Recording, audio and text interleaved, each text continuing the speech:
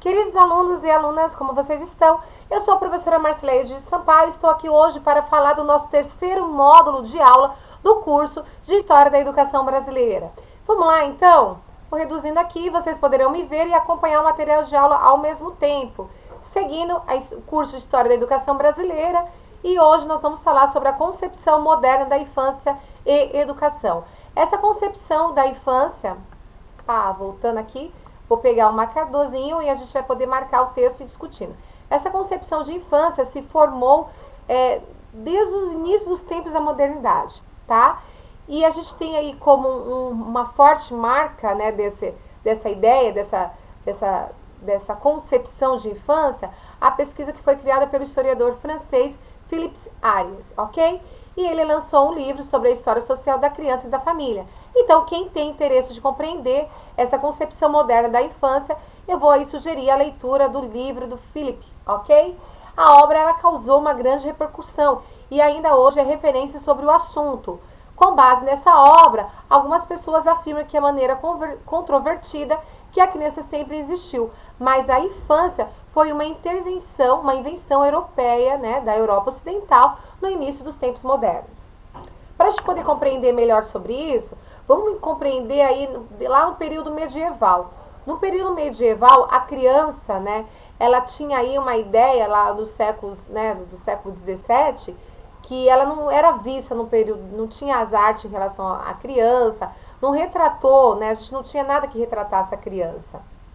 E depois, né, você tem aí, depois a infância, eu vou voltar um pouquinho aqui, né, que eu acho importante falar disso também. Não havia uma consciência da existência da infância, isso aqui é importante falar. Como uma fase separada da existência humana, com características especiais. Então não existia essa consciência da existência da infância.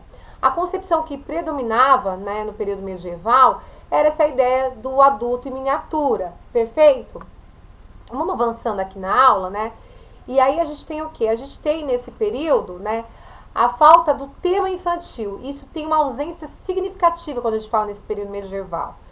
E no período medieval, a conclusão dos historiadores é que no período medieval havia sim alguma consciência de uma espécie de infância, mas a sua concepção era bastante diferente do que a gente tem hoje.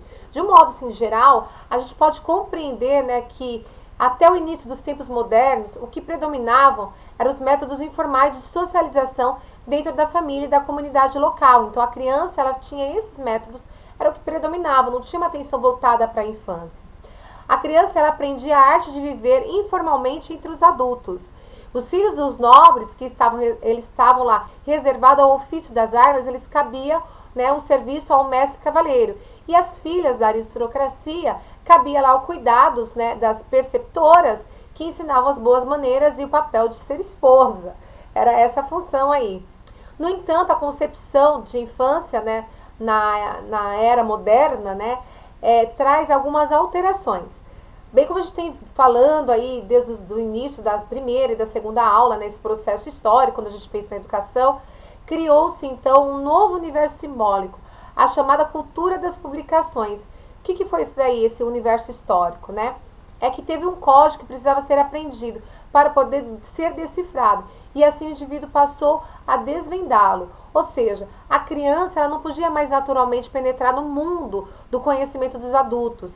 Foi preciso inventar uma instituição que preparasse a criança por meio da alfabetização para que ela pudesse decifrar o mundo do adulto. No entanto, essa contribuição definitiva para a mudança moderna da concepção da infância, ela veio do campo religioso, lá com aquela ideia de espiritual, né, da criança lá voltada para a devoção do menininho Jesus, né? Isso veio lá dos meados do século XVI. Avançando aqui, a reforma protestante também trouxe a ideia de disciplina e controle moral para com as crianças. Além disso, vale a gente ressaltar que o crescimento do interesse pela educação vai completar uma mudança cultural que determinará uma alteração progressiva da concepção de infância. E como seria isso, professor? Ainda nessa concepção moderna de infância, a criança deixou de ser vista como um brinquedo encantador e veio a ser percebida como um ser que precisava ser preservado e disciplinado. E ainda nesse sentido, essa foi a função que assumiu a escola moderna, em meio de isolar cada vez mais as crianças durante o período da formação, tanto moral como intelectual. A ideia era adestrar essas crianças, né, por meio de uma disciplina mais autoritária e, deste modo, prepará-las para a sociedade dos adultos. Já no século XVIII, nós tivemos aí uma nova concepção da infância por meio dos autores, dos ideários, né, dos filósofos Jean-Jacques Rousseau e também do John Locke. O primeiro, com seus escritos, né, que é o Locke, ele defendia pela Europa a visão da criança como uma tábula rasa, contribuindo assim para minimizar os efeitos da ideia cristã do pecado original e valorizando a educação como capaz de moldar o indivíduo.